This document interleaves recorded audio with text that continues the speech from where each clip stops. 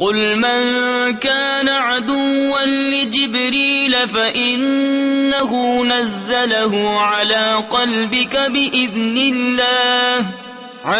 قلبك بإذن الله مصدقا لما بين يديه وهدى وبشرى للمؤمنين من كان عدوا لله وملائكته ورسله وجبريل وميكال فإن الله عدو للكافرين۔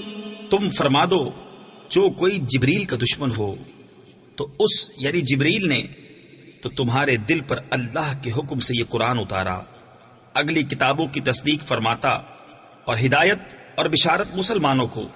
جو کوئی دشمن ہو اللہ اور اس کے فرشتوں اور اس کے رسولوں اور جبریل اور میکائیل کا تو اللہ دشمن ہے کافروں کا۔